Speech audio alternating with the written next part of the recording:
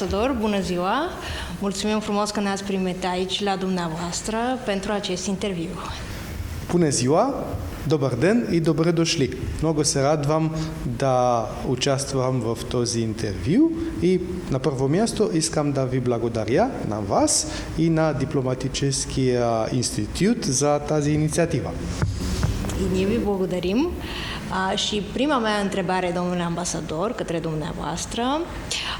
Anul acesta, Bulgaria și România sărbătoresc 140 de ani de la stabilirea relațiilor diplomatice bilaterale și din poziția trecutului istoric, cum ați definit dumneavoastră aceste relații și ce personalități sau aspecte istorice însemnante care au avut un impact însemnant în acești 140 de ani ați remarca?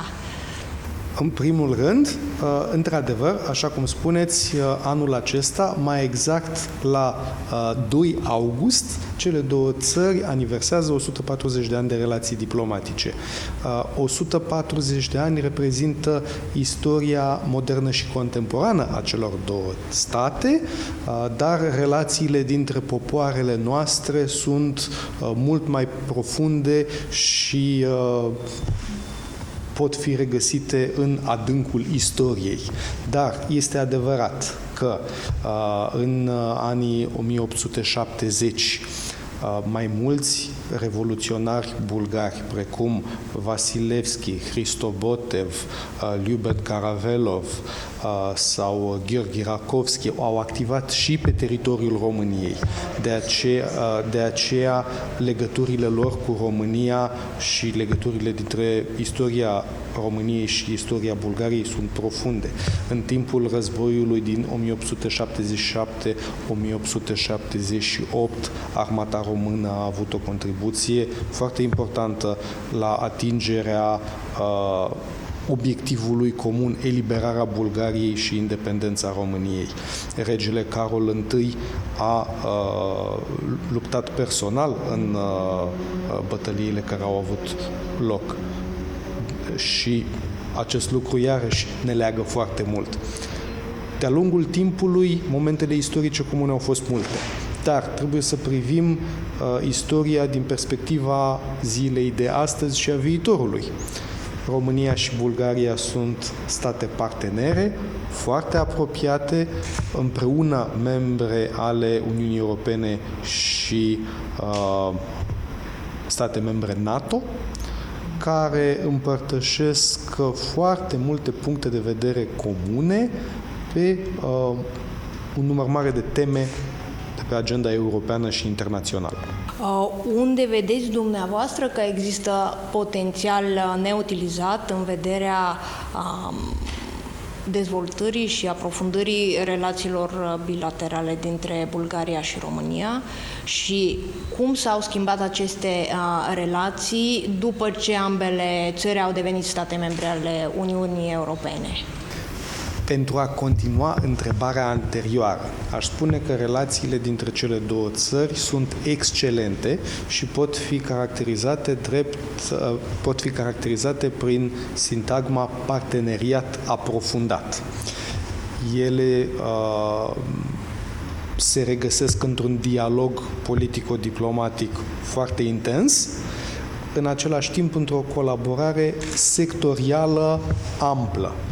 Și în această perspectivă pot menționa infrastructura, conexiunile de infrastructură rutieră, legăturile între infrastructurile energetice ale celor două state, utilizarea fluviului Dunărea drept cale de navigație, cale de transport la nivel european, relațiile interumane sunt deja foarte aprofundate, dar întotdeauna este loc de o utilizare mai amplă a acestora. Românii din Bulgaria și bulgarii din România reprezintă punți de legătură între cele două state și potențialul lor poate fi folosit la maxim. Și tot în legătură cu Uniunea Europeană, anul trecut și anul acesta, Bulgaria și respectiv România au prezidat pentru prima dată Consiliul Uniunii Europene. Ce aspecte din experiența bulgară, dacă există așa niște aspecte, au ajutat-o pe țara dumneavoastră la rolul acesta important? Doresc să mulțumesc părții bulgare și să exprim deosebită apreciere pentru colaborarea foarte bună și mecanismul stabilit de schimb de bune practici în materia exercitării președinției Consiliului Uniunii Europene. În ceea ce privește, pe de o parte, domeniile organizatorice, logistice, și, pe de altă parte, domeniile substanțiale, de fond. Țin să mulțumesc experților bulgari care s-au deplasat la București în luna iulie 2018 pentru a împărtăși colegilor din România experiența lor și, din acest punct de vedere, doresc să spun că România a continuat unele priorități pe care Bulgaria le-a afișat printre cele mai importante, cum ar fi extinderea. Știu că pentru Bulgaria, Balcanii de Vest au reprezentat principala prioritate în cadrul președinției Consiliului Uniunii Europene și pentru România au reprezentat o prioritate. Am încercat să dăm efect celor convenite prin agenda de la Sofia din 17 mai 2018, perioada 28-29 mai, spre exemplu, a fost organizată o conferință referitoare la modul de a răspunde aspirațiilor tinerilor în Balcanii de Vest. De asemenea, organizarea de vizite și seminare în regiune, la Sarajevo, la Tirana, la Skopje, a fost unul din obiectivele președinției noastre. Un alt exemplu de domeniu de acțiune comună este Marea Neagră. La 31 mai 2018 a fost adoptată declarația de la Burgas. În implementarea acesteia, noi am lucrat pentru agenda comună la Marea Neagră și agenda strategică pentru cercetare și inovare. Sunt doar câteva exemple care dovedesc cum eforturile unei președinții au fost preluate și continuate de cealaltă. Bine, și acum în prezent ambele țări se bucură, precum ați spus și dumneavoastră, de bune relații de vecinătate. În contextul acestei atmosfere pozitive, cum estimați nivelul contactelor dintre oameni din ambele popoare și care sunt lucrurile pe care bulgarii încă nu le știu despre români și invers, pe care compatrioții dumneavoastră nu le știu despre bulgari și Bulgaria în general? Vreau să spun este că schimburile personale între România și Bulgaria, călătoriile cetățenilor români în Bulgaria și ale cetățenilor bulgari în România au crescut foarte mult în ultimul timp.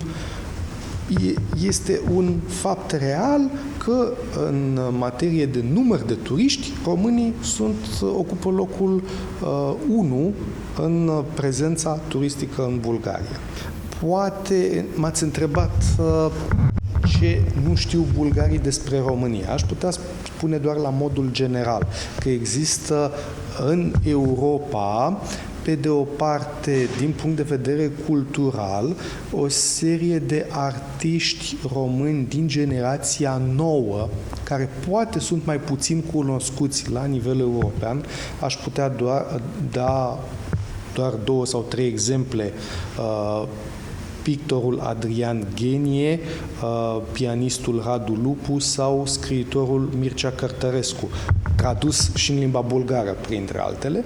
Există o serie de artiști care sau oameni de cultură care sunt cunoscuți la nivel european, însă Originea lor română poate este mai puțin cunoscută. M-aș referi la Emil Cioran sau Eugen Ionescu. George Enescu este cunoscut, la fel despre Mircea Eliade, poate cunoașterea nu este la nivelul cel mai înalt, la nivel european. În ce măsură s-au confirmat așteptările dumneavoastră pe care le-ați avut înainte să veniți în Bulgaria și înainte să deveniți ambasadorul României în Bulgaria, legate despre bulgari, în ceea ce privește modul de trai, obiceiurile, tradițiile, mentalitatea? Aș putea spune că eu cunoșteam Bulgaria dinainte de a veni.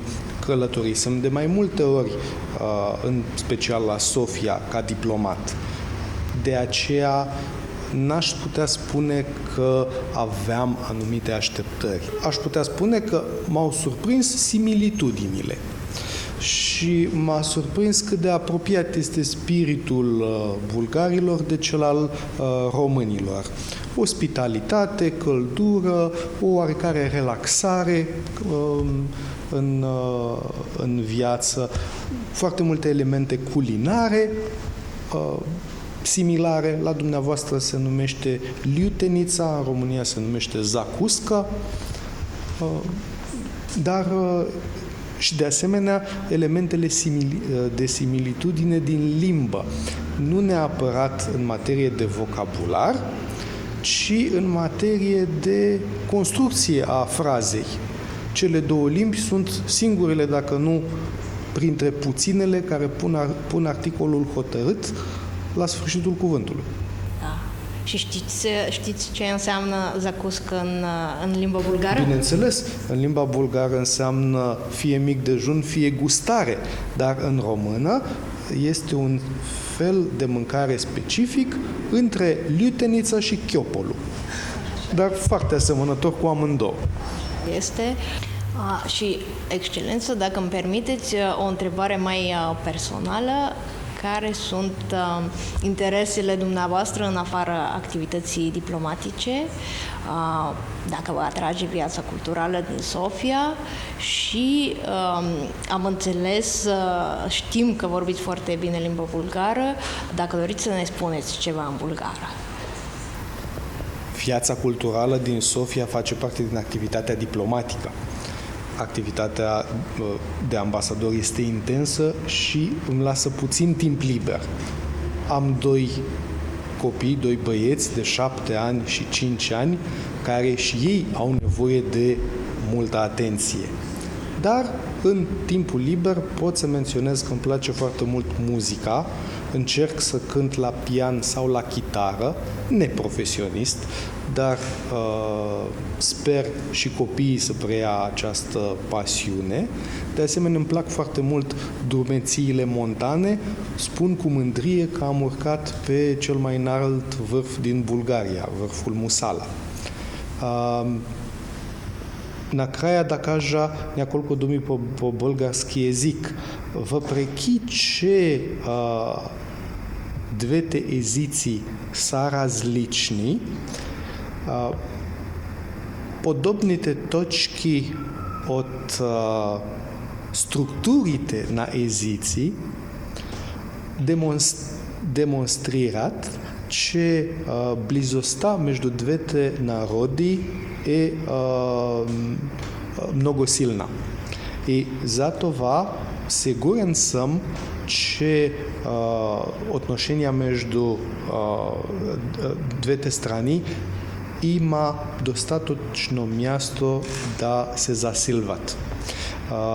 Накрая искам да ви благодаря и искам да поздравя двете страни за този прекрасен момент, 140 години от създаването на дипломатически отношения. Și eu vă mulțumesc încă o dată.